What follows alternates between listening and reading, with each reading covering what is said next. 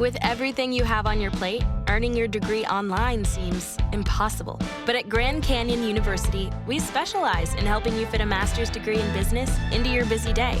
Your graduation team, led by your own GCU counselor, provides you with the personal support you need to succeed. Achieve your goals with a plan and team behind you.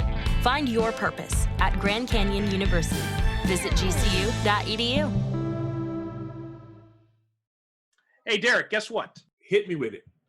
We just got a promotion with Audible. Audible, fantastic. I love Audible. Do you know what the cool thing about this deal is? What's that? If our listeners go to audibletrial.com/supercinemapod, they get a free trial with Audible. And do you know what they get with that? What do they get with that? Tell me. They get one free audiobook of their choice, and they get 2 free Audible originals, which is special content that Audible makes available free for all its subscribers. Are you kidding me? That deal is so good, I may go myself and sign them. Do you think they let you keep the books after you're done? No, you're not going to tell me they let you keep the books after you're done. Yes. In fact, you can go sign up for a trial, and you can cancel before the trial ends, and you get to keep the books you've already downloaded. Well, I don't see how you can beat that with a stick. Exactly, yeah. And you can, lots of great books, especially for fans of this show. You can listen to Super Gods by Grant Morrison, which is all about like how the superhero comics have changed and evolved over time. Or you can check out Marvel Comics, The Untold Story. Which is a terrific book. I have that both in hardcover, and I listen to that on Audible myself in my car while traveling back and forth. And there's also another similar book that's called Slugfest, which is about like the wars between Marvel and DC Comics. Oh, okay.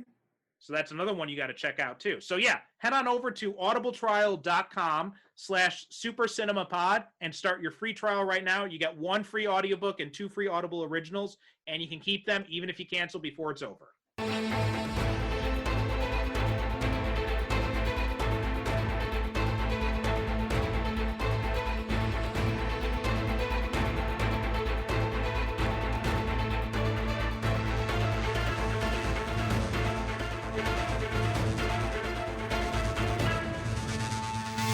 We are not enough. Each of us in our own way is held back, and I promise you, Steppenwolf is not out there talking about ethics. He's trying to burn down the world. The way we're gonna stop him is by using his power, this power, against him. I agree. I don't like the idea of reintegrating with the mother box. But I was running the numbers while you were being an asshole, and there is a high probability that we can bring him back.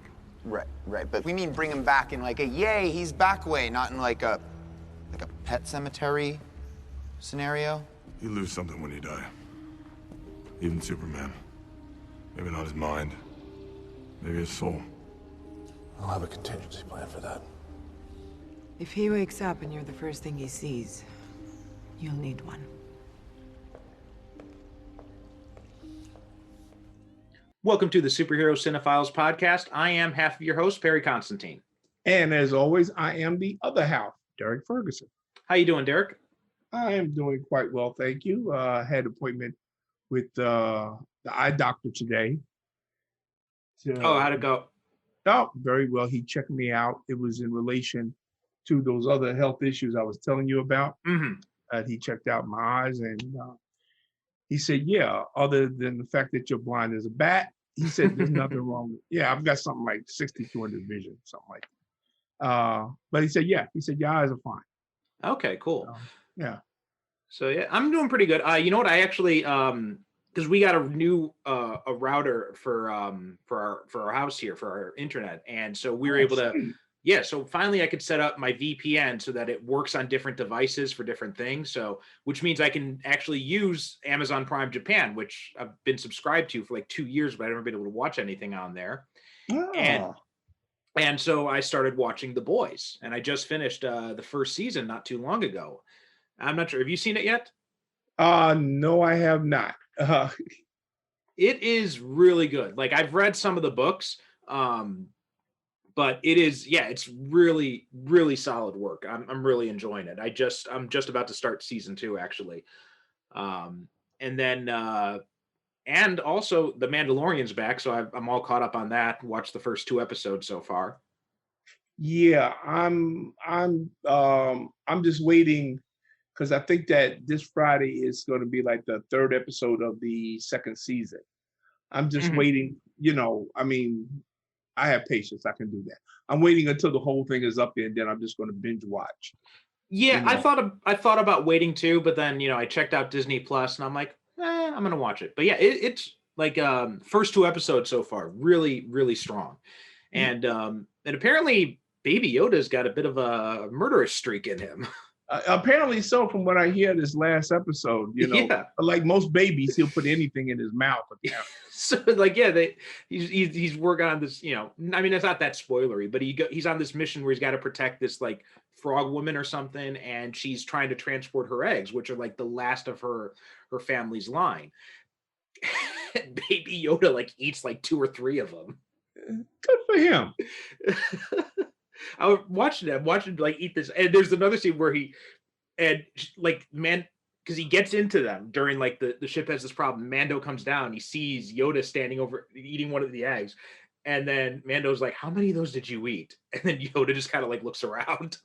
Yeah, like who, me? What? It still amazes me that here it was, this show comes on Disney Plus, and everybody just like kind of, well, Disney, they just trying to, and people weren't expecting much of it because, of course, The Rise of Skywalker was coming out the same month that The Mandalorian, made its big debut. And as it turns out, that everybody hated The Rise of Skywalker and loved The Mandalorian. Yeah. That turned out to be the big Star Wars event of the year. Easily. I mean, there's no question about it for me. I mean, Mandalorian is easily like one of the best things that has come out of Star Wars pretty much since probably, I don't know, in a very long time. Like it's easily like the best thing of it. I mean, I would watch The Mandalorian over like the original Star Wars. Really? Oh yeah. Like, I mean, Empire is still like the gold standard, but I think Mandalorian is way up there because it does what Star Wars should have been doing all this time, right? You've got this whole big universe, this whole mythology built up around it, but you just keep focusing on this one bloodline. Yeah. That's kind of, The Mandalorian is exactly what I think Star Wars started out to be a Western / samurai movie in space.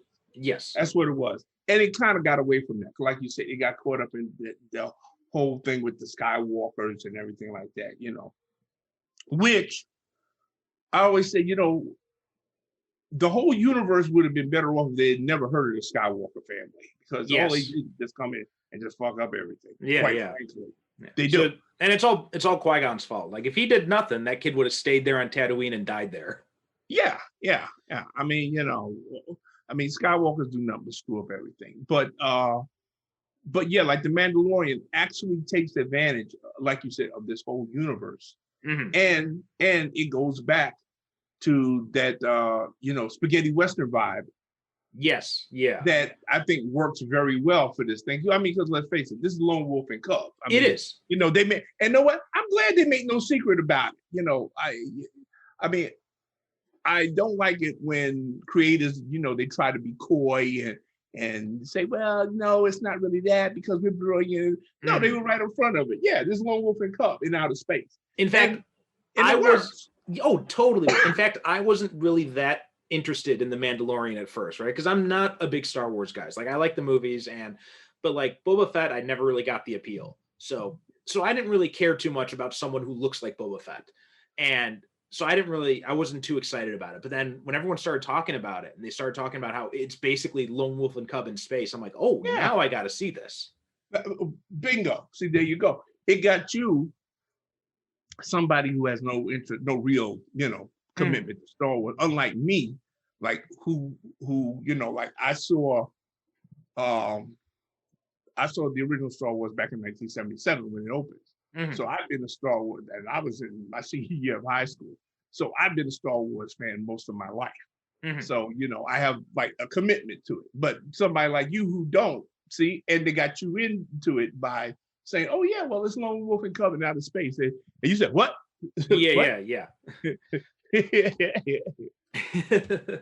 So yeah, that really made me want to see it. And then I got hooked after that. After that, I was definitely all in on that. So got a little bit of news today. Apparently it looks like there's going to be a Martian Manhunter in Snyder's Justice League. Really? Yeah, because I mean, they hasn't said much, but it's been mentioned before, and then he was doing a live stream video with the Nerd Queens, and he showed a design on his phone. So yeah, it looks like he didn't really say anything else. He just said this is still just a drawing. But yeah, so this, because apparently last year Snyder said that Martian Manhunter was actually in Man of Steel. He was actually the general that was played by Henry Lennox. Yeah. So and so it looks like this was his plan, or I don't know if it was his plan all along, but now he's got this 4 hours to play with. So now he's going to, reveal that. I'm not sure what kind of role he'll play in the movie or anything like that. All we have is the design and, assume that Lennox is going to be playing John Jones.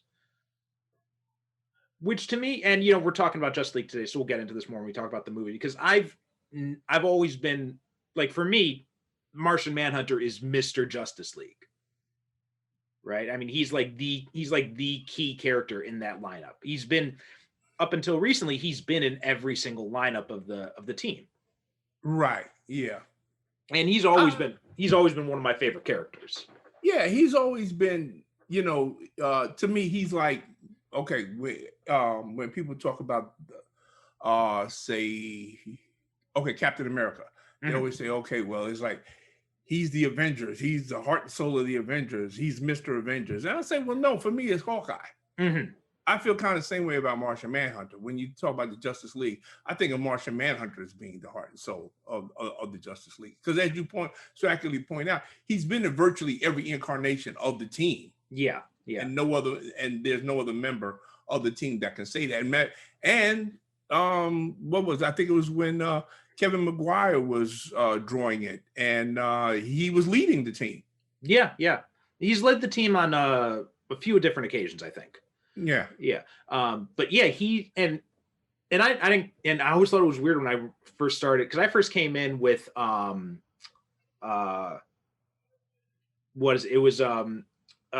run. That was my first real introduction to the Justice League, and I couldn't understand why the Martian Manhunter was there. Right, because I'm like, oh, you got all these, because I didn't know anything about the history. I'm like, well, you got all the other characters. They're DC's big six solo heroes. They've all got their own titles and all that. And then you got Martian Manhunter, who's never been able to really sustain a title for any length of time. So it didn't make much sense to me. And then after I started reading it, I'm like, oh, I get it now. And so it always pissed me off when they did the New 52 relaunch and then, the Justice League movie, and they took Martian Manhunter out and they replaced him with Cyborg. Because to me, it's just not the Justice League if you don't have Martian Manhunter now. Yeah, Martian Man, and yeah, I understand why they put Cyborg in there, but yeah, I grew up with the Martian Manhunter always being, everybody else came and went as they, please, but the Martian Manhunter was always there. Yeah. He was always a mainstay, and I always saw him as being the guy that everybody on the team went. Even Batman, they went to him when they needed some advice, right? Or guidance or wisdom, or whatever. That was the guy that everybody went to. He was like the grandfather of the team. Yeah. There are a few other things that have been not a whole lot of news, just with everything in the middle of all this, the pandemic stuff. Nobody's really, and with all the craziness going on with the elections and all that stuff, nobody's really talking a whole lot. But but it looks like Peacemaker is going to the spinoff from, or I think it's going to be a prequel with John Cena playing Peacemaker in HBO Max. They've just added Chris Conrad is going to be playing Vigilante. And so he's going to be appearing in the show as well. So they're going to have one so more. This is a prequel. I believe it's a prequel. Yeah. Oh, okay. Because you know what my theory was? My theory was I was saying, this is all just an elaborate hoax to cover up the fact that he's going to die. Oh, I see. Because I figure, in the so that we would all see it and say, oh, well, they're gonna give him his own series, but then he's not gonna get killed in the movie. Then we go to the movie and see it, and we see him get eaten by a bionic shark or something like that. We say, oh shit, I thought he was gonna get his own show. Okay. No, yeah. It says, well, details about Peacemaker are being kept under wraps. The series will explore the origins of the character. Oh, okay. Okay. So he can still get killed. You know what I think they're probably. You know what? Here's what I would do, and I would have done it first. I would have this release this prequel series, right? And then I would have put the prequel out first, and then depending on how people respond to it, like if they like it, if they don't like it, then you have two scenes in the Suicide Squad movie. You've got one where Peacemaker dies, one where he lives. And if the series does well, then you keep him alive and you continue the series off from the modern day then. And if it doesn't do so well, if it's not that response isn't that great, then you kill him off in the movie. That's what I would do. That's what I would do. See what else. So also about the Flash movie, Brandon Routh was asked that if he would come back as Superman again in the Flashpoint movie. And he was doing an interview with the Geek House show, and he's like, well, it's always a possibility. And he said, they're bringing back Michael Keaton and some other people from past DC projects. So he's on board to play Superman again. So that's, if you're listening, if Warner Brothers is looking at this and they don't think, well, yeah, let's put Brandon Routh as Superman in the movie. If they don't do that, I don't know what's wrong with them. You know what? I think I don't think that they don't have a problem doing it. I think it's himself, Henry Cavill. I don't think he wants to commit himself completely to doing any projects as far as Superman goes, because I do believe he's going to hold out for James Bond. Right. Well, that's what I'm saying. So bring in Brandon Routh for the Flashpoint then. Yeah. What's that guy's name? Not Brandon Routh. The other guy. Oh, Tyler Hoechlin. No, Henry Cavill. That's what I'm thinking about. Oh, I thought you were talking about the one from the TV show. That's what's his name? Tyler Hoechlin. Yeah. Right. Okay. In fact, there's a bit of news of him too. They teased there's a set photo of him in Superman and Lois, and it looks like he's got a slightly altered costume. It's just a really blurry set photo, but it looks kind of like the it looks kind of like the New 52 costume with the red belt and everything.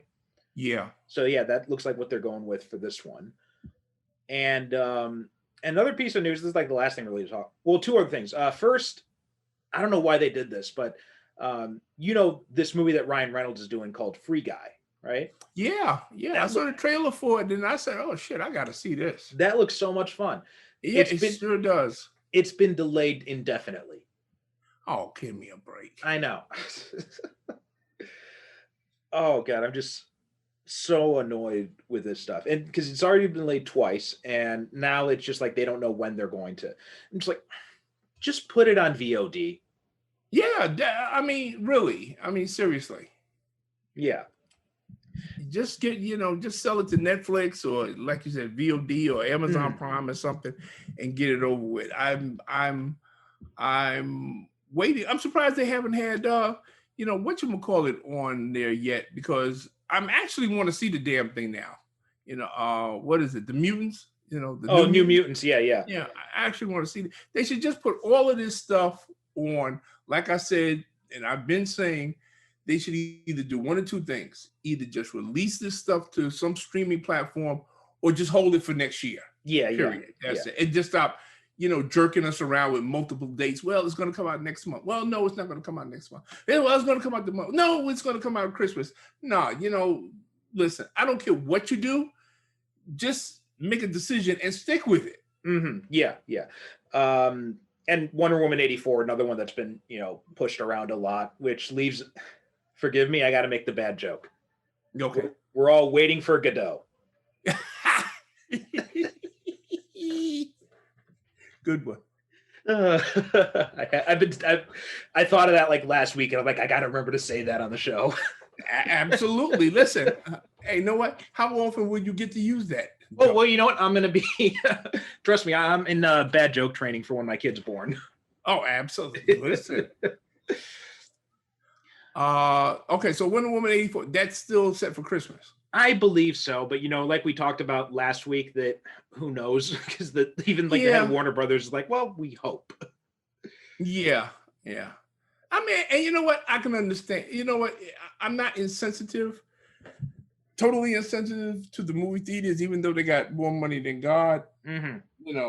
I'm not totally insensitive, and yeah, they want people to go to the theater and see it on the big screen and whatever. But I don't know. The thing is that at this point, we still do not know when it's going to be safe to go back to movie theaters. We really don't. I mean, I don't care what anybody says. We don't. There was an announcement yesterday that Pfizer, they said they had a vaccine that was 90% accurate. But then there were other stories that were coming out that they were saying they did not know the potency of this vaccine. Right. So far, they've only confirmed that it's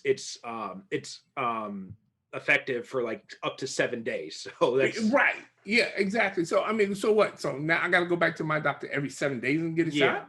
Yeah. I mean, yeah. So we still do not know. We don't.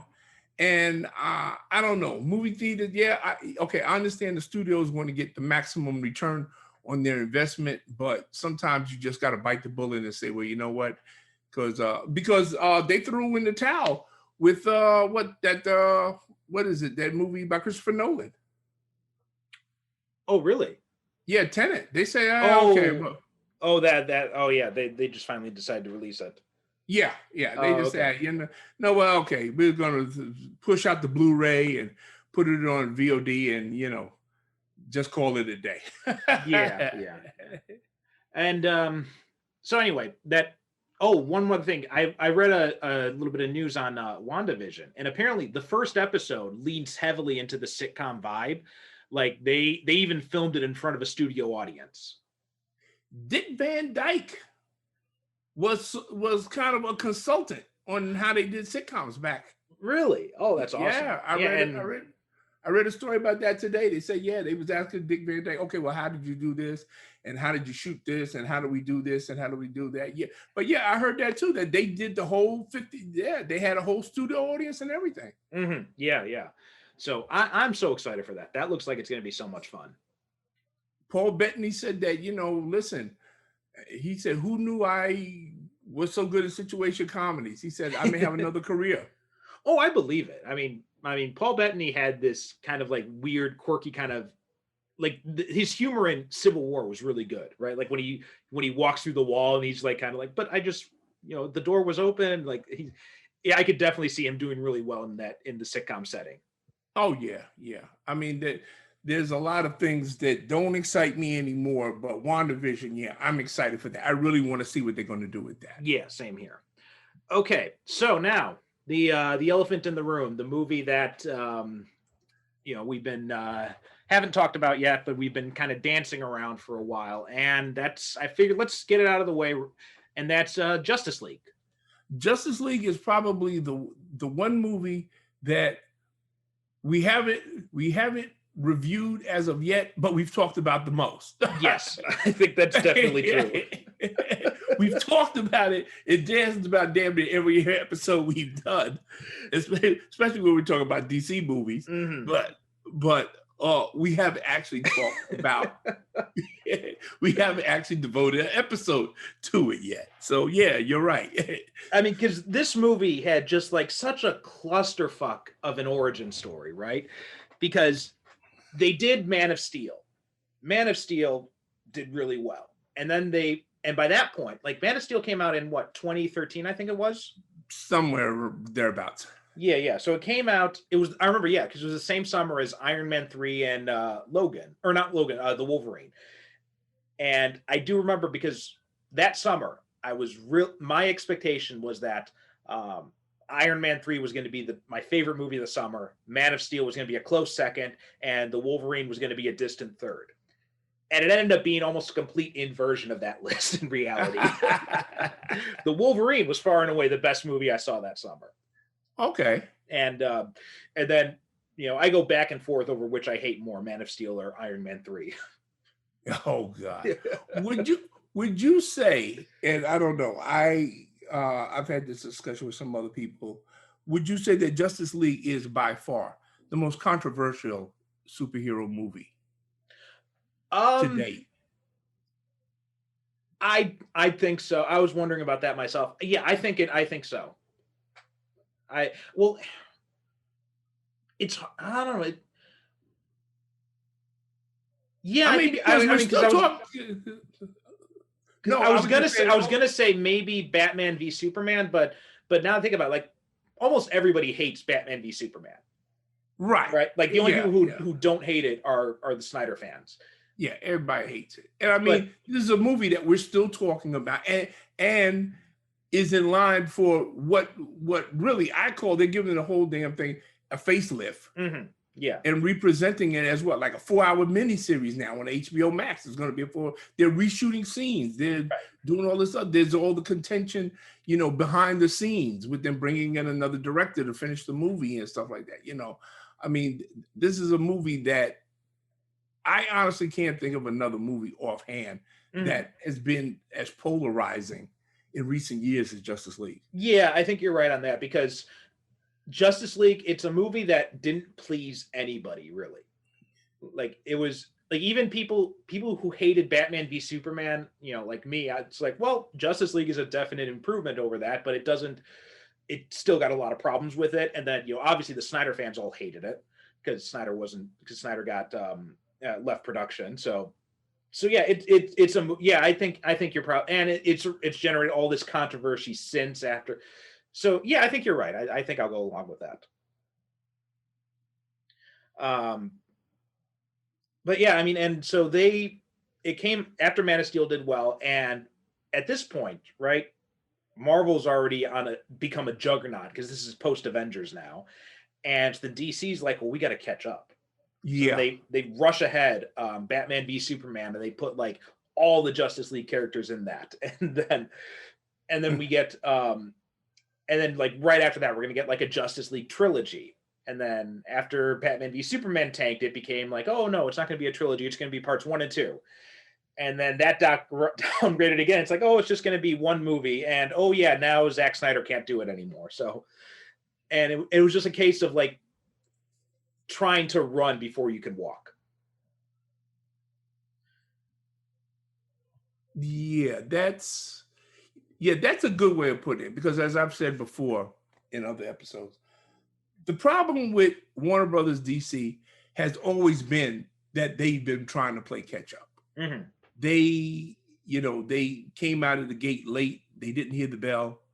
And by the time they realized what a financial juggernaut superhero movies were, thanks to the MCU, they just felt like they just had to like do anything they could to try to chase, especially when Avengers made $1 billion in like 2 weeks.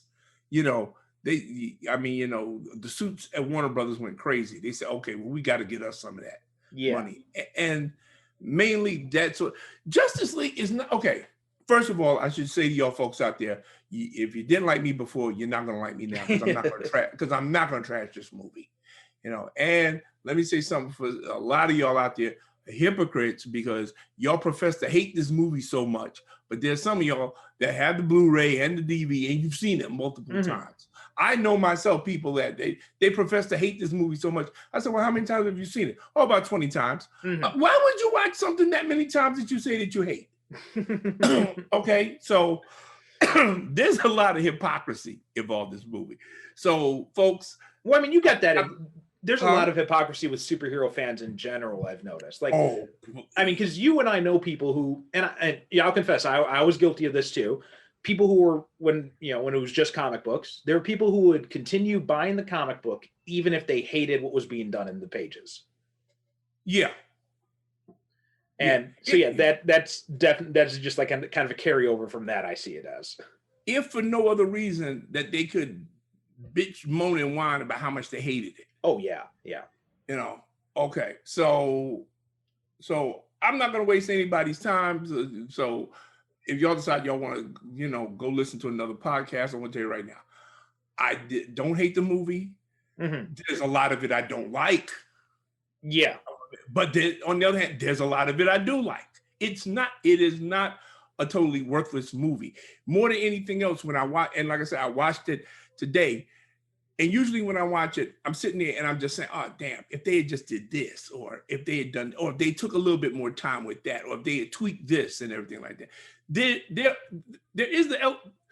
There are elements of a great superhero movie in this. This could have been the Avengers. It could have been, yeah.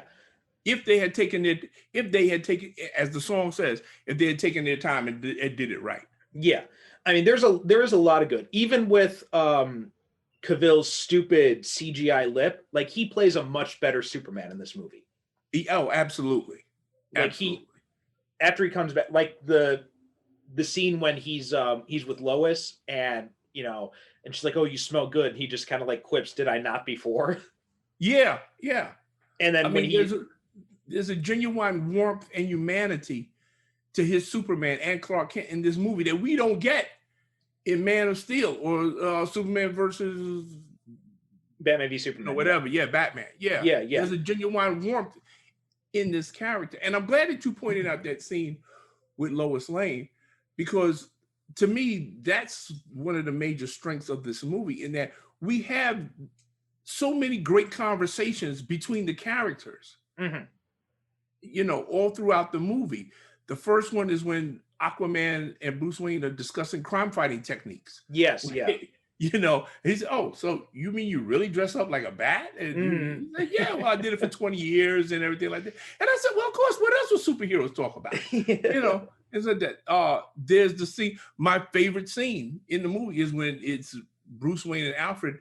They're in the plane and they're going around the country, trying to, like assemble a team and everything like that. And they sit down and Alfred says to him, "One misses the days when all you had to worry about was exploded and wind up penguins." Yeah. And I don't know. To me, that just tickles the hell out of me, because when he said that, I briefly saw Michael Keaton and Michael Gow. They've got a lot of that same dynamic. Yeah. Like yeah. Next to, I mean, Jeremy Irons is, they've had really good luck casting Alfreds. I'll say that. Oh yeah. They may not have got it right with Bruce Wayne all the time, but they've got it right with Alfred every single time. Like you have every single time. Jeremy Irons brings such a British drollness to the whole relationship between, and never lets us forget that Alfred is the one person that can talk shit to Bruce and get away with it. Exactly. Yeah. And I do like his line about, shall I fly over and pass her a note? Will you be Bruce's teammate? Check yes or no.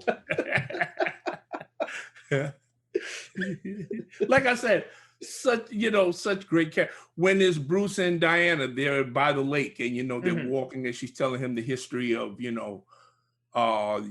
these mother boxes and everything like that. And they're just walking and talking. There's a lot of scenes in here, a lot of great scenes where it's just two characters. They take a moment out of the action to just sit and just have a conversation. And you don't see that in a lot of superhero movies. No, and it's just having a conversation. Yeah, and I'm pretty sure those scenes were mostly added by Whedon, because that's not really Snyder's forte. Yeah. But and you know what? That's another point too. Is just the cast in this movie it's a really well cast movie. I mean, almost all the Justice League is really well represented by their actors, right? I mean, you got Ben Affleck has really grown into his own as Batman here, and Bruce Wayne, right? He's a much more, because in BVS, he was much more broken down, right? He was much more Frank Miller Batman. This felt more like, Denny O'Neil Batman. Yeah. And let me point out something for a lot of people that criticize Ben Affleck as Batman. Watch this movie again. This is the first Batman movie where we really see Batman's capability as a thinker and strategic planner. Mm-hmm. He's not just, pounding people, pounding the piss out of people or overcoming them through superior firepower. He's actually making plans and he's strategizing and, he's just acting more on a intellectual level than any other Batman I think I've seen since Michael Keaton. Yes, definitely. And that's good. That's important in this movie more than anything, because you got to have a reason for Batman to be there among all these like gods. Bingo. Again, I mean, he's up here fighting, he's up here fighting parademons and monsters and Steppenwolf and everything like that, and he is so clearly, out of his league. So there's got to be a reason why Batman is there. Yes. And that's the reason, because he's the thinker. Yeah. And just like his interactions with all the cast, it works really well. Like, I love when he's with Arthur in the Batcave and he's saying, "Can you put out, like a feeler?" And then Arthur's looking at him, kind of like giving him like this side eye. And then Bruce like, wait, you do really talk to fish, don't you? Yeah, see, again, another great moment. Yeah. You really do talk to fish. And yeah, like you said, Arthur's just looking at him like, dude, get the fuck away from me. And then Arthur has that line, the water mostly does the talking, which I'm betting Arthur just said because he was pissed off that people keep asking him that question. Yeah. Because the first time I saw that, I'm just like, that line doesn't really make any sense. The water does the talking. Yeah. But now it's I'm watching not again. supposed to. And after watching Aquaman and everything, I'm convinced that Arthur just said that because he's sick of people asking him if he could talk to fish. Right. And no, something. Okay, that's a good point that you make. A lot more of how Aquaman works and how he thinks and everything like that. Actually, when you go back and watch this movie after watching Aquaman, a lot of what he says and what he does makes a lot more sense. In this movie. And it's like you should have watched that. Okay. It's almost like they should have made Aquaman first. I was thinking the same thing. Like rewatching it, it's like it almost works better if Aquaman came first. Yeah. Or at least parts of Aquaman. Which in fact is how I tend to, when I usually have my home marathon of watching superhero movies, I do tend to save Justice League for last. And I watch Aquaman and Wonder Woman, and I watch all of those, Batman versus, I watch all of that before I watch, Justice League. And then we also have and even though I don't really like him in this movie, I did like the conversations that Bruce has with Barry, right? Like Ezra Miller is totally miscast in this movie. He's the one person who just doesn't fit at all. Okay. See, I hesitate to use the word annoying when describing his character, because I'm the guy who likes Kate Capshaw in Indiana Jones and the Temple of Doom, and everybody hates her because they say she's annoying. But here's what I think. If they had just called Ezra Miller Bart Allen, because that's who he's playing, really. He's Impulse. He's not Barry Allen. He's not even really Bart Allen. He's like this weird mix of like Bart and Wally, I feel like. I think I could have took him a lot better if he had been some other Allen. Yeah, because he's definitely not the Barry Allen he's not even the Barry Allen from the TV show. No. He's just this, I don't know what they were thinking when they wrote his character. He's this hyperspastic, insecure, I don't know. You know what? And Stephen Amell was right. They should have just cast Grant Gustin. Yeah, I mean, really, that's exactly what I would have just did. Just, got him and just stuck him in there. Yeah. Because I have but you know what? these studios make me so sick with their little petty rivalries between the movie divisions and their TV divisions, and their strict policy of keeping them separate and stuff like that. You know, it's so. Oh, I'm not sure if you remember, but back when they were doing the Justice League animated series, like they had a Bat embargo where like Justice League, they could use Batman, but they couldn't use any of his villains or any of the other supporting cast members. They couldn't have like Nightwing, they couldn't have Robin, Batgirl. They were able to use a few of the villains early on, but then afterwards they couldn't use like Joker or Harley Quinn or Ra's al Ghul or anything like that. Really? Oh yeah, yeah. They had a huge, and that's also why, like for a long time, Smallville had wanted to do have Bruce Wayne appear, and they were never able to do it because of Warner Brothers. They're like, no. Batman is being saved for the movies. You can't use him on TV. And they had all these stupid little rules about it. It was really weird. But and they still do that, right? Like when they started the CW stuff, like at first it was like you can't have Superman, you can't have Batman, you can't have Wonder Woman. And then Supergirl came out, and eventually we're like, oh, okay, we'll let you have Superman one time. And they're like, maybe we'll give you two again. And then eventually they do their own Superman. So it's just like it's so weird. It's just completely without logic. Yeah, you know, they're like, you know, kids that are hoarding their toys. Exactly. Okay, well, you know, well, I got my toys over here, and you keep your toys over there, and our toys aren't going to play together. Yeah. But I mean, and don't get me wrong, I like him as an actor, but he was just miscast for this role. The role wasn't written very well. No. I don't like that costume. I don't understand why, and people have tried to explain to me, I don't understand why a speedster would put together a costume that has all these fiddly bits, you know, hanging on it, and, you know, and all these different plates that are stacked on top of each other and things like that. I know, folks, I know. Bruce says, yeah, this is the same material that they use on the space shuttle, and how he runs at super speed, so I guess that's how he stole it, you know, and that's why the costume looks like that. I'm sorry, I don't buy. I'm sorry, I just don't buy it. I don't like the costume. The costume makes no sense, and his characterization makes no sense. He does get in some good lines. Yeah, I was about to say the same thing. And I do like the scene where he's showing the insecurity, where he says to Bruce, he said, listen, you've done this for a lot of years. I've never been in this before. You know, I don't know what to do. And Bruce says, just save one person. Yeah. And you'll know what to do. And that's a great character moment right there, because he saves one person. Then when he sees he can do that, then he gets everybody else. Yeah.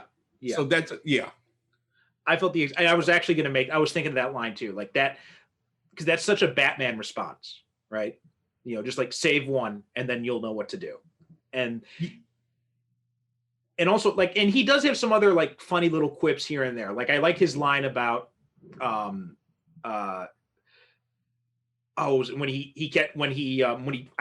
it makes no sense, right? I do think the brunch line is kind of funny. It doesn't make any sense for Barry to say that, or like to put it in the context of not understanding people. But it is funny because it's like, what is brunch? You stand in line for an hour for basically lunch. And I'm like, well, he's kind of got a point there. Yeah. I mean, listen, just because it doesn't make any sense doesn't mean he's wrong. Yeah. And I was like, when he asked Bruce, what's your superpower? And Bruce's like, I'm rich. I'm rich. Yeah. He did. No, he says that with total confidence. I'm rich. Yeah. That's the best superpower of all, kid. Yeah. And then and Ray Fisher, right? He doesn't have a lot to do in this movie, and you know, he's made no secret about why he thinks the reasons for that were. But I kind of liked him as Cyborg. I have no problem with his performance as Cyborg, and again, okay, you know how I feel about this sort of thing, because I've said this before. I have a problem with anybody, white or black, who makes a lot of money from, you know, being in one of these movies. And to me, you know, instead of complaining about how bad they treated you on it, you should be using whatever notoriety you got out of being in this movie to advance your career. That's what you put your energy. To me, that's what you should be putting your energies into. But I'm not in that business, so what?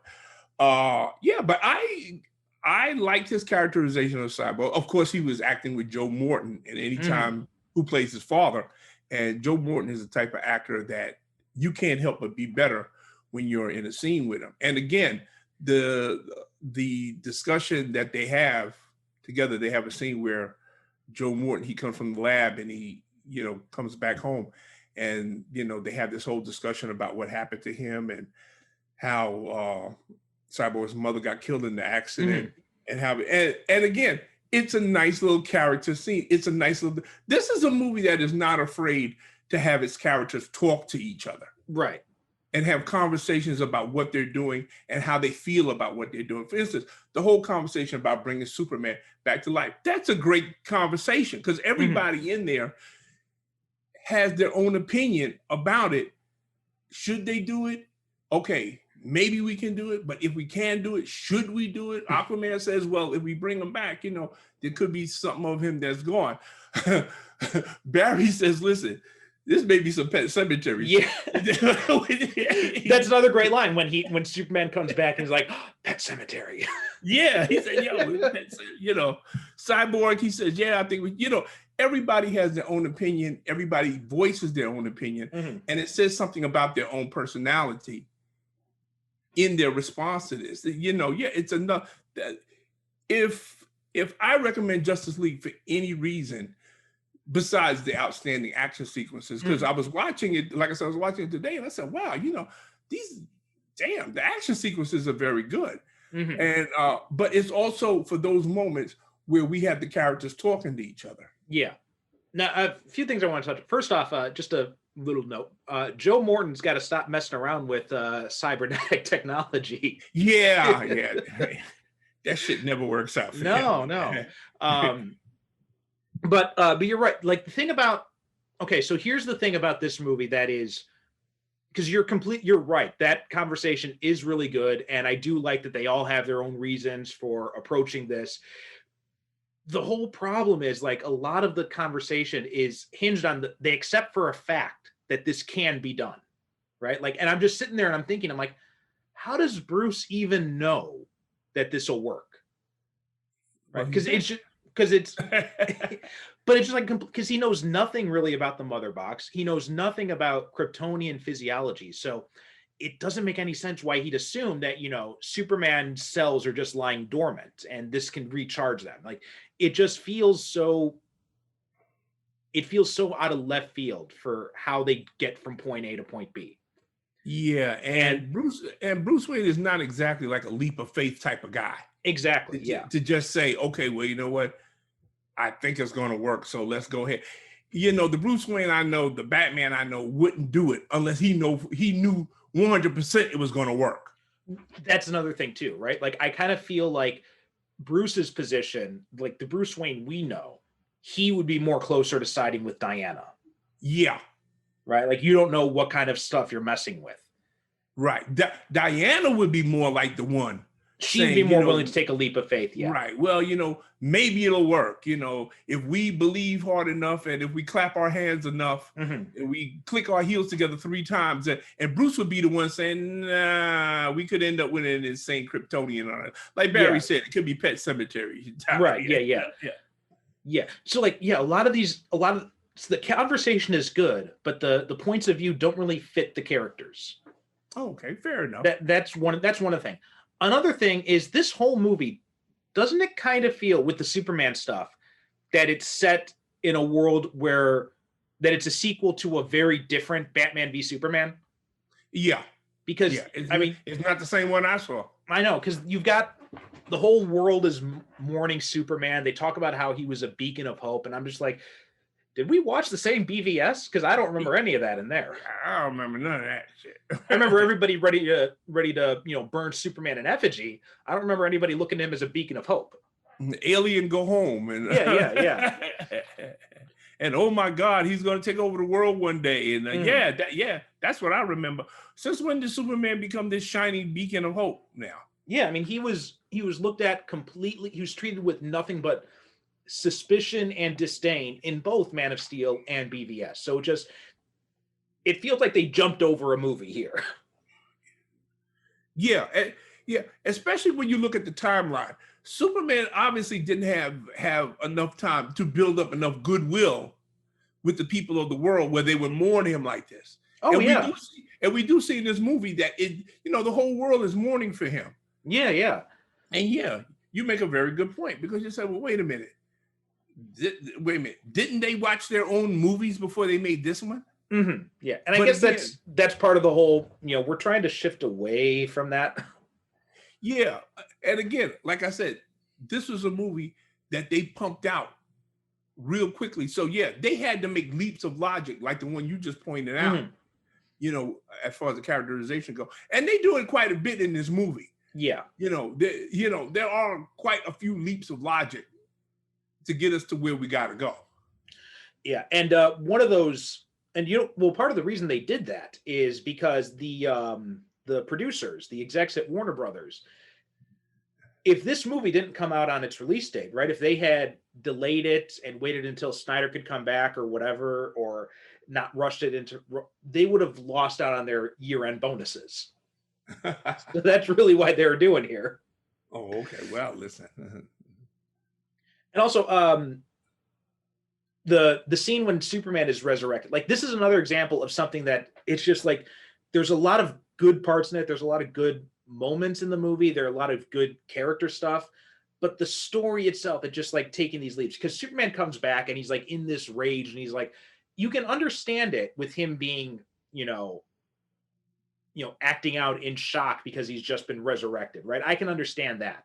But then when he goes after Batman and he says, you won't let me die, you won't let me live. And he says, can you bleed? Right? That whole, and he's speaking in that like very dark, sinister voice. And then it's like, oh, wow, this is Superman is evil. But then it changes right away. And then it's like, no, he was just kind of in shock, because once he sees Lois, he's fine. Yeah, right. Yeah. First of all, I don't understand the whole thing. Okay, if they had stuck him in a Lazarus pit, I could understand that, because that's what the Lazarus pit does. It makes you crazy for a while. Yeah. Before you bought it. But this thing was designed to work with Kryptonians. Mm-hmm.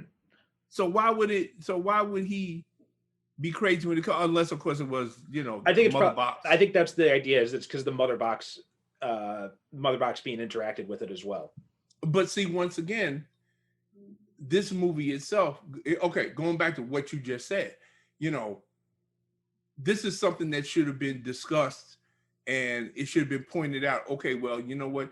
Due to these two conflicting technologies that weren't meant to work together, now we're forcing them to work together. We don't know what's going to happen. Yeah, and more than that, like the people behind the scenes, they should have understood. Look, what's going to happen is Superman's going to, go a little wonky, and he's going to start lashing out. But otherwise, it's just like, oh, Superman is in shock. Oh no, he's evil. Oh no, he was just in it. Just because they just wanted that scene where he threatens Batman like that, with the same way Batman threatened him, right? And it just feels like they were. It's like it's that square peg in a round hole thing. It just doesn't quite fit together well.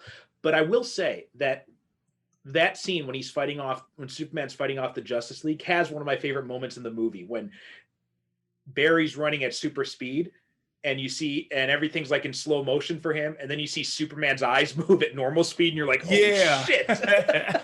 And he catches him at the corner of his eye. Yeah. He's like, oh, I see you. You ain't slick. Yeah. I love that moment. And another thing, and I know we've talked about this before whenever we had one of our random digressions about Justice League, but has Ezra Miller never ran before? Has he never seen how people run? Yeah. I haven't seen anybody run that weird since Steven Seagal. He's got these weird, like, arm flailing things. Like, what are you doing? Are you swimming? What is this? Yeah. I mean, okay, again, I can't see a runner putting together a costume that's got all these excess, fiddly bits on it, as I call them. And when he's running, it's more like he's trying to swim. It's so weird. It's not. I said, wait a minute. Didn't they show you pictures of actual runners And you know Or- what? I also don't know why they have him, why they use blue lightning instead of, like, it's always, you know, the Flash, right? It's the trademark, the red, the yellow streak, right? You've got the yellow. I don't know why the lightning is blue in here. It just makes no sense. Yeah, it makes no sense. Like you said, it should be yellow or red. And you know what? If before Flashpoint, someone's got to take Ezra Miller and hook him up Clockwork Orange style in front of a TV screen and just make him watch Tom Cruise movies nonstop so he can internalize how people look when they run. Yeah, exactly. Because apparently he's never run in his life. No, just going by this movie. It's real weird. I don't know. It's just that I think that, okay, best way that I could put this, we were talking about Iron Fist in one of our episodes. And I said, okay, the problem with Iron Fist is that if you're going to do a show where your main character is a master martial artist, then it kind of would help you out if you hire an actual master martial artist to play and teach him how to act. Yeah. Or the other way to do it is you keep the mask, right? You keep the Iron Fist mask. So yeah, what's his name can play Danny Rand when he's not fighting. But when you do the fight scenes, you put in a guy who knows how to fight. Right. Okay. If you're going to have a guy playing a super speedster whose main power is that he runs very fast, well then show him videos of Usain Bolt, you know, a guy who actually does run fast. So he can get an idea, okay, this is how the arms are supposed to move. This is how the legs go, you know, the torso turns this way. Yeah, exactly. It is no surprise to me that he actually spends a good deal of this movie falling over himself. Oh, He tripped. If you notice, the Flash trips a whole lot in this movie over his own feet. Yeah, definitely. Yeah. And let's see. Oh, you know what? I wanted to talk about J.K. Simmons as Commissioner Gordon. Inspired. You know what's so weird though is I remember in the lead up to this movie, like he was showing pictures of himself like training and like buffing up for Commissioner Gordon, and then you see him in this movie and he's wearing a suit the whole time. It's like, what was the point of that? My suspicion is that there probably was a lot more that he did. Maybe, that we didn't see. But I'm just saying that, you know what? Is there anything that the man can't play? No, definitely not. Because you look for some signs of J. Jonah Jameson in this, and it's not there. No, it's completely Jim Gordon. Yeah, he's completely. Matter of fact, he looked like he stepped right out the comic book. I was scared. I said, "Oh shit!" Yeah. I mean, that was perfect casting there. Him, and Ben Affleck, they look like, you know, they stepped right out of a Frank Miller. Yes. Book. Yeah. And I do like that. This is another one of those funny moments when he turns around and all the Justice League is gone except for Flash. Yeah. He's like, oh, wow, they really just kind of disappeared. That's rude. Yeah, Flash said, that's rude. But, you know, Jim Gordon should be used to that. But I guess he's not used to it from the other ones as well. Right, yeah. Oh, that's great. And I love the line where he says to Batman, he said, I'm glad to see that you're learning to play with others. And he's like, it might be temporary.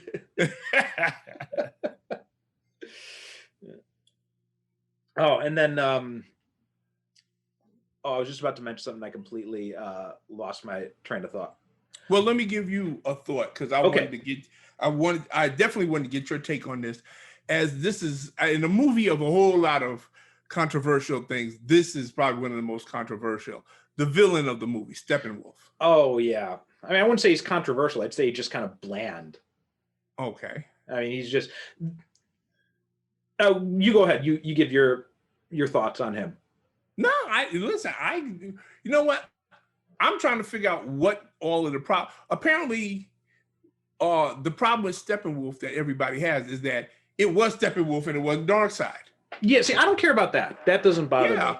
But it's just, he's just such a, he just seems like such a bland villain. Like, I almost forget Steppenwolf is even in this movie. Like, he's got like, sorry, go ahead. No, I was just going to say that he's a very basic, generic villain. Actually. Very generic. Yeah. That's my real problem with him. He's got nothing that sets him apart, right? Nothing that, he's a parademon who talks a lot, basically. Yeah, really. Yeah. He's a parademon with an upgrade. Yeah, exactly. Yeah. But he's got no real personality. We don't get any sense of why he's doing this, right? It's just all he's doing it because he's evil. He's got no ambition. Mm-hmm. You know, yeah, he has no personality. You know, he just talks about, well, yeah, I'm going to conquer you. I'm going to take over the world. Okay, well, why? What are you going to do with the world? Well, I'm going to remake it. Okay, again, why? Why? Are you going to remake it? What are you going to do with it after you remake it? Basically, here's what it is. The Justice League needs something to fight, and that's Steppenwolf, for better or for worse. Yeah. And, I don't know, maybe it'll be better in Snyder's Justice League cut, but it just, because that was just, if you're going to do a Justice League movie and it's going to be a done in one thing, then, use a villain who's going to be a done in one villain, right? Don't use someone like Steppenwolf that's going to lead to a sequel that's never going to come. But then again, Perry, here's the thing. No, this is my take on it. Mm-hmm. The movie, you know what? The movie is really just all about seeing these 6 characters on screen together. Really, that's what it's about. Steppenwolf really doesn't even matter. No, you're right. And that, in a lot of this movie, the ways this movie works, it is because you're seeing those 6 on screen together. Right. Because listen, okay. Who in their right mind does not want to see the first cinematic scene of Batman, Superman, and Wonder Woman on screen together? Yeah. I mean, yeah, just them 3. Mm-hmm. And then you add on the other 3 and you say, okay, you got it. This movie is mainly just about getting these characters together for future, for whatever future movies that they had planned. Yeah. Really, that's it. Yeah. It is. And Steppenwolf is just a MacGuffin, yeah, to use Alfred Hitchcock term, to get them together.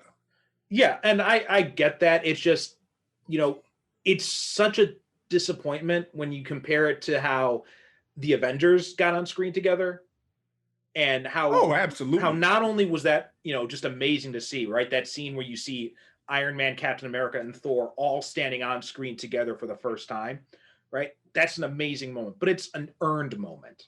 Or the same thing when you see the rotating shot of the Avengers when they're right in the middle of the Chitauri battle, right? That's an earned moment. The scene here when you've got the whole league standing up at the end of the battle, it doesn't feel earned. It feels very forced. It feels staged. Exactly. Yeah. It feels like, okay, this is the part where you cheer. And nobody cheered when I went to see it. Yeah. Yeah. It wasn't like you said, that moment where we first saw Thor, Iron Man, and Captain America. It was people cheered. Yeah. Yeah. People cheered. The other scene that you named when they was in New York and they were fighting, people cheered. Mm-hmm. Yeah. When I went to see this in the theater, nobody cheered. Yeah. Because it felt like it was staged. It was forced.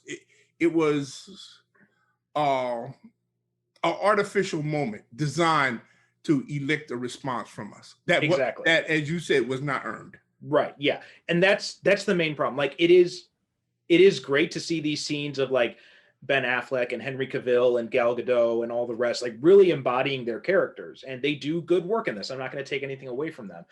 But it's just the whole thing is just so staged, and it's just everything surrounding it just doesn't measure up to the promise. And it's not a bad movie, it's a disappointing movie. Yeah. It's not. I will always argue against people that, it's horrible, it's bad. No, it's not. It's not a bad movie.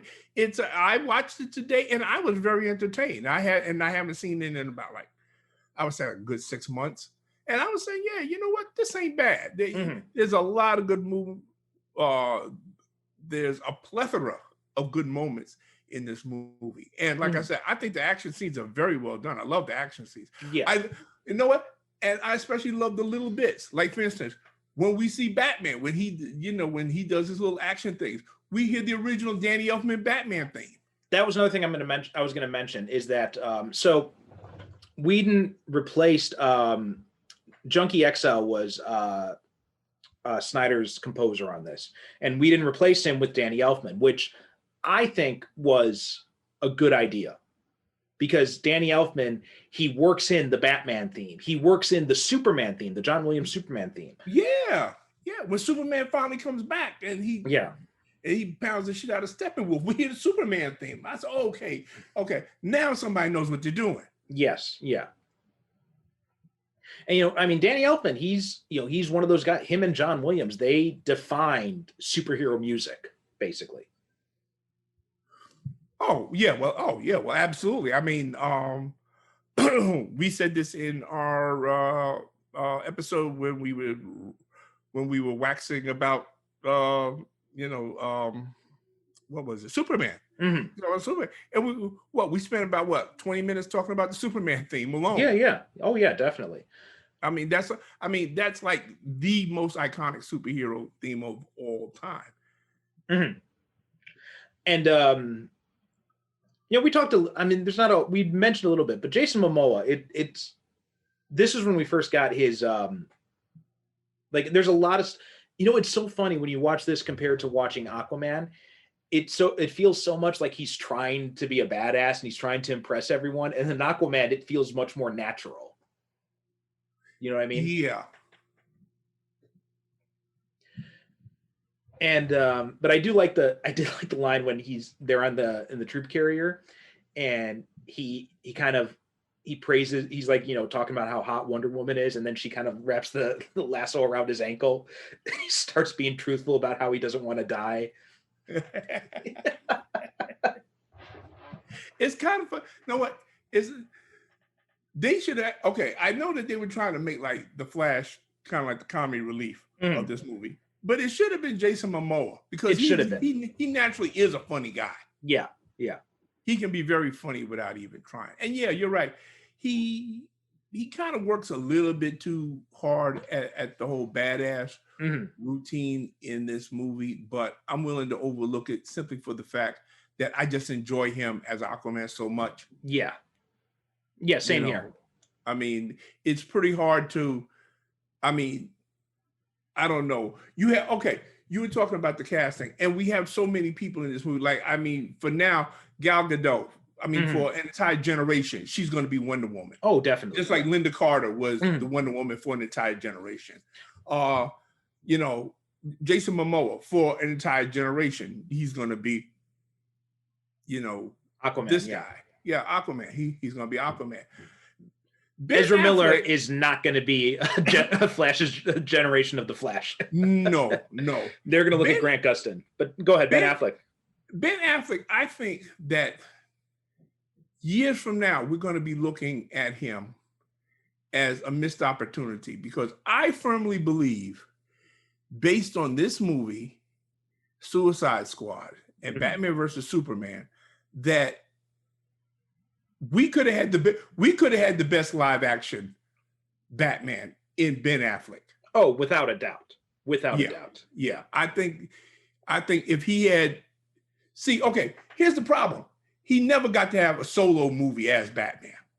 And also, it's just like, he's only allowed these brief flashes of brilliance in each of these movies. Right? Like, he's never because the story is forcing him to be something else. Right? I mean, I don't even really count Suicide Squad that much, because it's basically just a cameo. But like in Batman v Superman, right? They're trying to force the Dark Knight Returns Batman on him, and then in this one, he's much better. And if you take some of those flashes of brilliance in BVS and you combine it with Justice League and you give him his own movie, it would have been amazing. Yeah, because undoubtedly the best parts of BVS is with him and Wonder Woman. Or him and Alfred. Yeah, those are the best parts of the movie. Yes, yeah. And I just think that it's, for my money, he had the best live action fight scene as Batman I've ever seen in any movie. Oh, hell yeah. Yeah. Yeah, that's the best. Yeah, wow. That was phenomenal. So that was like, remember last week we were talking about Mark Miller, and when I'm reading his stuff, there are sometimes when I read something like Red Sun and I just wish I could slap him upside his head and say, why don't you write like that all the time? Yeah. I feel the same way about Zack Snyder when I see that scene in BVS. I want to smack him up the head and say, why can't you direct like that all the time? Yeah, all the time. Yeah. So I think that's the only thing that is holding Ben Affleck back from being a truly great Batman, in that he never had a solo movie Yeah.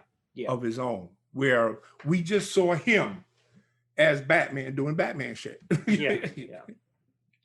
So and interacting and having greater interaction with other characters such as Jim Gordon and whatever villain they put in his movie, probably Ezra Miller playing the Joker. But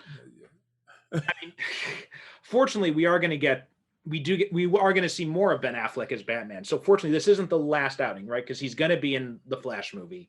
He's reshooting. He's doing extra scenes for Snyder's Justice League. So we are going to see more of him as Batman, and we'll see how that works out. Like with Snyder doing Justice League, I'm not sure if that'll be if we'll get more of the Justice League Batman or if we'll get more of the BVS Batman. But Flash should be interesting. I'm probably more looking forward to seeing what he does in Flash. Yeah, especially since the rumors that I've heard here and there is that this is supposed to be the movie that's going to fix the continuity of the DC films. Yeah, that's the assumption.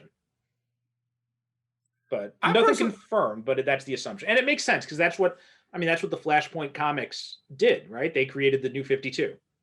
Well, I don't know. I don't see any reason why anything needs to be fixed, because they already established with the Crisis on Infinite Earths thing that, there's all these different Earths. So, but then again, I'm not running things. So,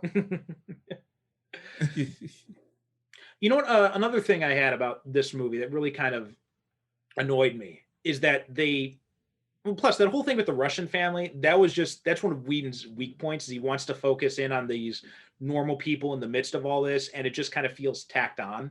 Yeah, but there was absolutely no reason for that to be in the movie. No. Period. But I will say I did like when Superman comes back, right? And this is just more of his the great little flashes of charm that Cavill was allowed to use in this movie, right? Like when he first off, when he comes back and he hears that other people are in trouble, and he says, "Oh, they're civilians," and then Batman's like, "No, it's okay. Barry's after." He's like, "No, there are too many." And then he flies away. That is Superman. Yeah, that is what should have been in Man of Steel. And, you know what? Again, Henry Cavill had the potential to rival the great Christopher Reeve as Superman if he had been given a decent movie to be in. Exactly. Yeah. The man was never given a decent movie to work with and show exactly what he could do as Superman. And we get those flashes in this. And so we do get that great scene where where Flash saves the family, and then he looks over and he sees Superman carrying the entire tenement. Yeah, he's carrying the entire tenement. Which again is such a Superman moment. Yeah. Oh, and also when he's with Cyborg and he says, he's like, when he blow back, he's like, yeah, some, but I think we can survive it. And Superman's like, okay, good, because I kind of like being alive. Yeah. And afterwards, like, oh, I wish I was dead. Also, the stinger too, the post credits or the mid credit scene with him and Flash, like that's just another example of his charm, right? He's like, well, if I win, you're off the team. And then Flash is like, wait, are you serious? And Superman just kind of like smiles at him. He's like, no. He's like, but you have to take us out but Bruce said you have to take us out to brunch. But that's another example of those character scenes, those little conversations that work really well. And you know what? That is also such a great moment for longtime comic book fans who remembers every once in a while DC would have these races between Superman and the Flash to prove who was the fastest. Yeah, it's such a great. Okay, you know what? I'm glad you pointed it out, because Ezra Miller did have another great scene where they're digging up the body and him and Cyborg are talking. That scene just feels so. Yeah, I remember. That scene just feels so weird, though. Like they're digging up Superman's body. And they're bonding. Oh yeah, and they're bonding over digging up Superman's body. Yeah. I don't think I really like that scene. It just feels so. I understand what you're saying. It's like me, I'm just kind of like, this just doesn't. This feels like something we could have skipped over. Grave robbing Superman's body. Yeah. But okay, so one thing though is that you've got Aquaman on the team, and you're the writer, you're the director. You can set this final battle anywhere you want. And you've got you should set it on the coastline so you can see some Aquaman do some really badass shit. Like that was one thing that I felt was like another missed opportunity, right? Like have like a bunch of parademons coming through the air, and Aquaman summons up like a giant shark to jump out and attack them. Yeah, but you know what? It's easier to just have him surfing on the back of a parademon. It is. And I'm just saying, which was a cool scene, but it does just feel like a missed opportunity and a lack of creativity to not put Aquaman in a place where he can really show off what he can do. Yeah. And know what? I understand completely what you mean, because if you notice, every other member of the team does have opportunity to show off their particular skill set. Right. Except for Aquaman, who is basically just a strong guy until Superman shows up. Yeah. He's, Aquaman is their powerhouse until Superman shows up. And once he shows up, well, then, of course, Aquaman and Wonder Woman, to an extent, become redundant. Mm-hmm. Yeah. Another thing, too, and maybe it's because I watched this movie, so soon after Wonder Woman, but you can really tell the difference in directing styles between a woman director in Patty Jenkins and a male director in Joss Whedon when you look at how they photograph Diana in both of those movies. Like it really kind of stood out to me, just like the angles they use, the camera placement. It seemed a lot more. There was a lot. I really understood what they talk about when they talk about the male gaze. They're way more gratuitous butt shots. Yes, lots more like low angle shots, which are border on upskirt shots. Yeah, there's a lot more of that stuff, and it's not like very obvious, right? But after seeing, like, if I hadn't seen Wonder Woman, I probably would not have noticed these things. They probably would not have jumped out at me. But after seeing Wonder Woman and how Patty Jenkins filmed Gal Gadot, it jumped out at me a lot more. I remember it jumped out at me a lot more, especially when I saw it in the theater. Oh, okay. Like over time, maybe it's just because I've gotten used to this movie because I've seen it enough times. But yeah, in the theater, it definitely became really obvious to me. Well, I noticed that today when I was watching. I was saying, "Wow!" I said, "There seems to be an awful lot of shots of her butt in this movie than I remember from before." Yeah. Especially, there's one scene. She's going to meet Cyborg, and he says, "Okay," and he gives her address. You know what I mean? And she pulls up on the street, and she gets out of the car, and she's walking up and down the street, and it's more like she's a fashion model on a runway. Yes, yeah. Rather than she's going for a clandestine meeting with another superhero. Because she's like stopping and turning and posing, and then she stops, and then she walks a little bit, and then she turns and poses again, and then she said, and I said, okay, cue RuPaul. Yeah. All right. Let's see. And anything else to really talk about with this movie? I mean, one more thing, of course, the post-credit scene where you get to see Deathstroke. Oh yeah, with your favorite Lex Luthor. I was so excited because they show him in the cell and his back is facing them. I'm like, wait, that's not Jesse Eisenberg. Did they recast Luthor? Oh, this is awesome. And then they reveal it's just some crazy guy and that Jesse Eisenberg is still in. And I'm like, damn it, so close. And let me just say this. You know what? I'm not opposed to Jesse Eisenberg playing Lex Luthor 20 years from now. Yeah. He's just simply too, I mean, because listen, he's a phenomenal actor. I love him. He is good. But he's just simply too young.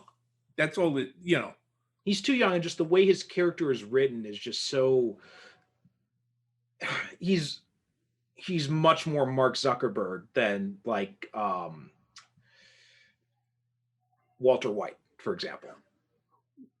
Yeah. Okay. Again, That's another actor. That's the guy they should have got to play Lex Luthor. Oh yeah, absolutely. In fact, that's what I would love to see them like do another Superman movie. Get Henry Cavill and Amy Adams back. Get, Lawrence Fishburne back as Perry White, because that's a good casting choice as well, even though they kind of bastardized Perry White and turned him into this weird cynic, right? Who doesn't believe in like the press can really can really tell truth or something like that. Like they didn't have a good handle on Perry White, because Perry White is like he should be like the last of the great newspapermen. Right. He's gruff and he's a cynical optimist. Let's put it that way, because he believes that the journalism can do good in the world. Right. Exactly. I don't go with, much as I like Lawrence Fishburne. I don't know. See, me and people are always telling me, oh, well, that times change and, we should always have characters be fluid and be able to change and go with the times, everything.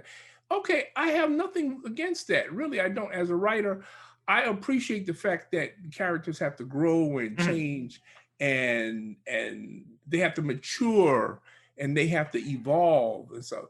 But there are some core basic things you can keep about a character because that makes that character unique. Exactly. Yeah. And if you take that away from that character, like, okay, going back to, the whole James Bond thing, I hate to keep going back to that, folks, but that, and I go back to that because I had this argument recently with somebody else where they were talking about, they were talking about the girl who's the new 007.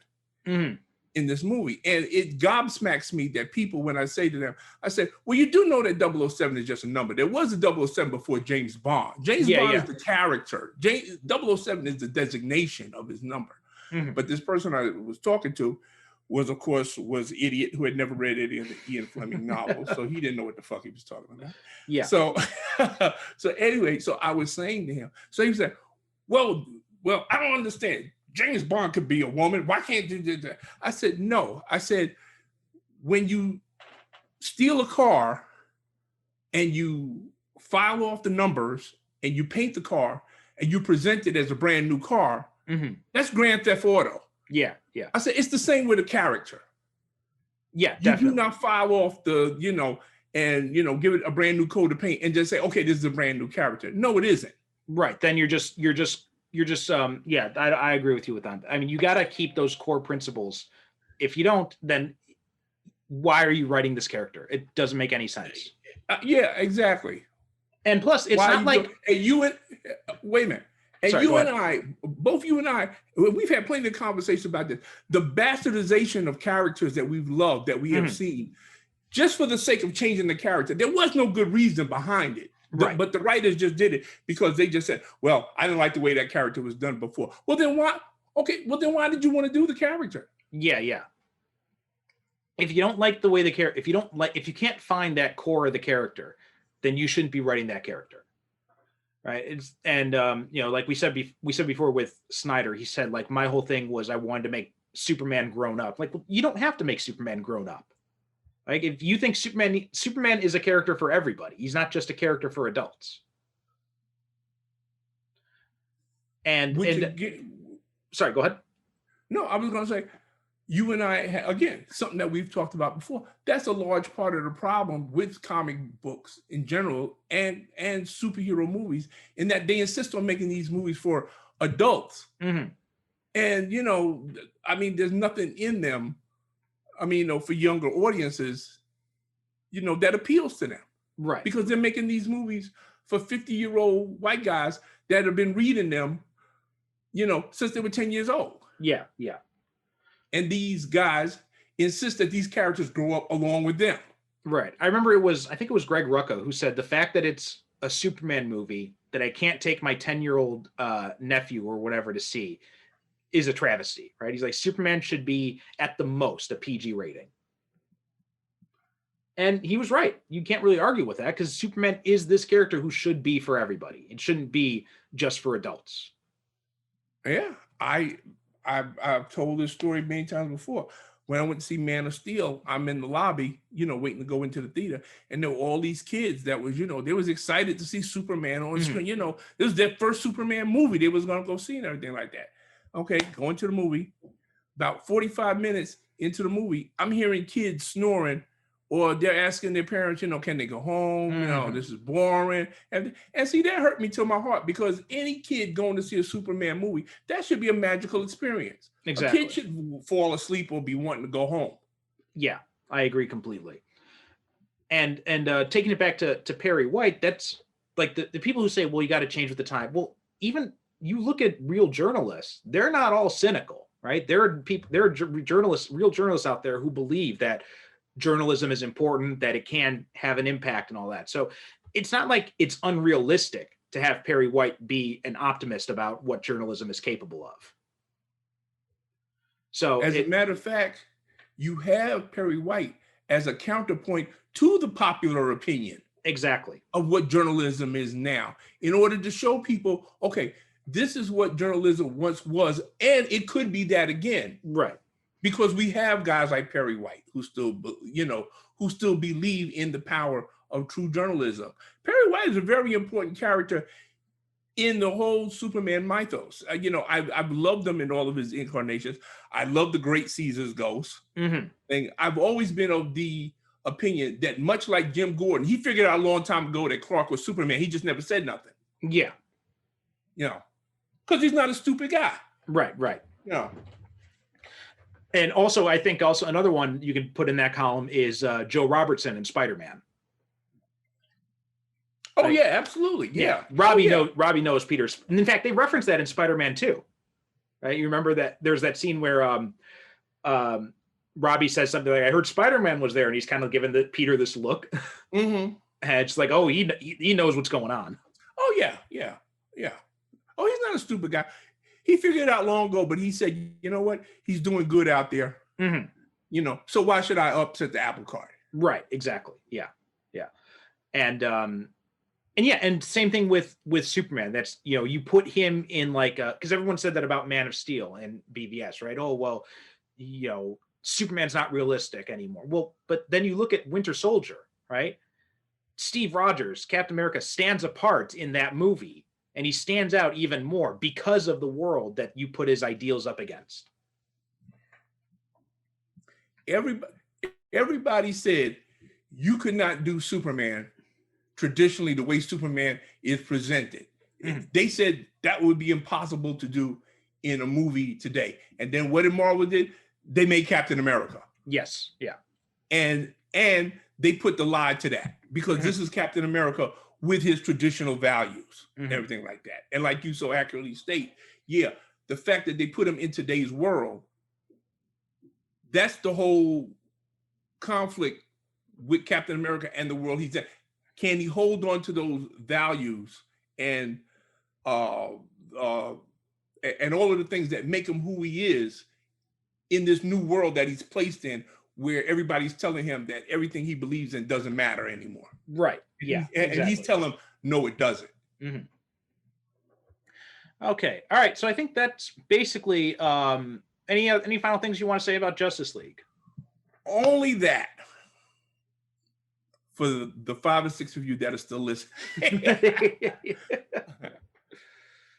Okay. You say you hate Justice League. Okay. I don't get it. You know what? I can't even understand it, because it's a movie, and I don't think I hate a movie as much as a lot of people I know hate this movie. It's not a bad movie, folks. It's a misguided movie. It's trying for something. This is a movie that is trying to run a marathon before it even knows how to walk. Yeah. But that doesn't mean it's not. There's a lot of good stuff in this movie to enjoy and like, and I hope that Perry and I have brought some of it out, that when you watch it again, and I do hope you would go back and see it again and look at it through new eyes, because there's a lot to like about this movie. As I have said ad nauseum, it's got those great little character moments where it's just two characters talking to each other. It's got great action sequences. Some of the best action sequences I've seen in a DC cinematic movie. The villain is crap, but yeah, it makes up for it with all of the rich characterization that we see in this movie. This movie, like I said before, basically is just to get these characters together for future movies. That's really all it is. And if you take it on that basis, you know, and really that's the only basis you should take it on. Yeah, yeah. It's got lots of flaws. I mean, but the cast is good, and that's really the saving grace. Is the cast is so good, and they do have these really great moments together, and yeah, you're right. The action scenes are really good, even though I think the last scene was, you know, set in without thought to what Aquaman could really be capable of, and yeah, it feels like a rough draft. Yeah, that's what it doesn't. Yeah, know what? Bingo. It doesn't feel like a completely finished movie, and a large part of that comes from the fact that, you know, as has been well documented, is that the original director, Zack Snyder, due to family tragedy, he had to, you know, leave off in this movie, and it was finished by Joss Whedon. Yeah, Joss Whedon. Yeah. So, all I can say is that after watching it today, I am a little bit more interested in seeing this new version of Justice League that's going to be on HBO Max. I believe it's next year. Yeah. It's got to be next year because we only got this year's almost gone. No, it's coming out in like December of next year, I think. Yeah, but after watching this, you know what? I'm a little bit more interested in seeing what they do with it, mainly because, as I always say, I see the potential in this movie. This movie had a tremendous amount of potential. Oh, excuse me, a tremendous amount of potential to be the Avengers. Yes, yeah. You know, it did. And I think as well, but you know what? I'm of the opinion that I actually think this is an improvement, despite it feeling unfinished and like a rough draft. I'd still think that this would have been an improvement over what Snyder would have done. I think a lot of the stuff with like Superman, a lot of the, you know, Batman's growth and change in this movie, I don't think we would get as much of that in the Snyder Cut. Do you know? Okay, this is how I knew. I said, oh, okay. See, he put his foot wrong right at the start of the movie. When we get the opening credits, and he plays that song. What's that song? Mad World, I think it. No. Oh no. Everybody Knows, the Leonard Cohen song. Oh, that one. Everybody Knows. Which was such a blatant attempt to try to recreate, you know, The Watchmen. You know, and I said, no, Zach, you shouldn't have did that. You know, you shouldn't have done that. But that could have been a Whedon choice, though. You think so? I don't know. See, because, you know, it's hard to say because Zack Snyder is credited as the only director on this movie. So it's hard to say like how much stuff was completely of his was tossed out, how much was, because I don't know. But you're right. It feels like a Snyder thing to do, but it could have also been Whedon trying to do what he thinks Snyder would have done. Okay, I'll go with that. But I'm just saying that. But you are right. Yeah. You know, it set the wrong tone. I mean, you know, for the movie. You know, to my mind, it should have been more like the opening of, I don't know, Superman the movie. They should have had a big bombastic theme song and, you know, credits flying across the screen and stuff like that. Instead of starting out with this somber, dark tone that is, you know, and like I said, it just struck me too. And the thing with the guys trying to rob the fruit stand, why was that in there? Yeah, that was kind of like, I guess they're trying to show that, you know, the world has become hope. They're trying to emphasize the hopelessness.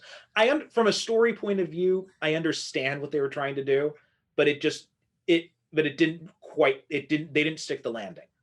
Yeah. Because the whole point is they're trying to start off the movie with this idea of like hope is dead now that Superman's dead. So I understand it from that perspective, but they don't quite stick the landing very well. And okay, so I think that's about all we got to say on Justice League. Oh, you got something else? 2 more words. Okay. Diane Lane. Oh yeah. You know what? It's so funny because that she's playing Superman's mom, because she was Ben Affleck's love interest in the movie where Ben Affleck played George Reeves. Really? Yeah, Hollywoodland. I'm pretty sure she was his. Okay. Let me just double check here. I've never seen that movie. You never saw Hollywoodland? I've never seen it. It's okay. It wasn't anything, spectacular, but it was. He did a good job as George Reeves. Yeah, that's where I heard that it was, the life story of George Reeves. Yeah. She played Diane Lane played Tony Mannix. Okay. Yeah. So now we know. Now we really know why they fought. Superman found out that Batman fucked his mom. Hey. Serious shit, man. But it is kind of funny though, because Diane Lane is only like a few years older than Henry Cavill. Yeah. But you know what? Diane Lane is in the pantheon of actresses that should have had a far bigger career. Mm-hmm. Diane Lane is probably number 2 or 3. Yeah. She should have had a way big, and I don't know, maybe that's because she didn't want a bigger career. I always kind of feel funny because then I feel like I'm trying to speak for that person. Whereas some actors are actually kind of happy not being, mega stars, anything like that. Right. But I always felt that she should have had a far bigger career than the one that she had. Mm-hmm. Yeah, I agree with that. All right. Okay, so we got the elephant out of the room. We finished talking about Justice League, and now hopefully we don't have to talk about it again until the Snyder Cut comes out. We probably will. Yeah, let's be honest. We probably will. All roads lead back to Justice League. All roads lead back to Justice League. All right, so that was my pick. That means next pick is yours. So what are we going to watch next? Oh my God. Okay. Okay, I'm going to loop back around because we had talked about this movie briefly when we did Brightburn. Mm-hmm. And I was talking about how this movie could very easily fit into the same universe, and it'll give us a chance to talk about, one of the most, who I feel is a misunderstood director. I'm talking about, of course, the movie Chronicle. Mm-hmm. Directed by our good friend Josh Trank. Yeah, Josh Trank. Yeah. Okay, sounds cool. So I have to look that up somewhere because that's one of the movies I don't own. It's not on Netflix, and this is a movie I actually haven't seen before. So this is going to be really. I haven't seen Chronicle. Oh, okay. So, well, then I will be even more interested in hearing what you have to think, because you've seen Fantastic Four. Oh yeah. Okay. Or Fantast Four or whatever. I don't know what that mess was supposed to be, but anyway, yeah. So, but I am even more interested now in hearing what you have to say, because you know how I feel about Fantastic Four. I do not credit the failure of that movie to Josh Trank at all. I credit it to whoever hired him. Mm-hmm. Yeah. Because I have no idea why somebody, after seeing Chronicle, would think that he would be the perfect. I can't imagine. You know what? He'd be perfect for Fantastic Four. I really can't. Unless the person who hired him had no idea what Fantastic Four was about, which knowing all the things I've heard about movie executives is probably very close to the truth. And that was Fox, so that makes a lot of sense that they just they just didn't know. Mm-hmm. Okay. So I'll have to track that down. I'll be watching that. And so join us next time. We'll be talking about Chronicle. Until then, head on over to our Facebook group, facebook.com, Superhero Cinephiles. Find us on Twitter or Instagram, Super Cinema Pod on both. And head on over to the website, superherocinephiles.com. You can find links to all the podcast providers there. Give us a review, toss us a few bucks through the PayPal donate button, anything that helps us out around here. You stingy bastards. All right. Thanks so much for listening, and we will talk to you next week. Yes, thank you again. Like I always say, Perry and I do not, take it for granted that you choose to spend valuable time out of your day listening to our podcast. It means a lot to us, and we hope that we were able to inform as well as entertain. Mm-hmm. Thank you. God bless and good night. See you next time.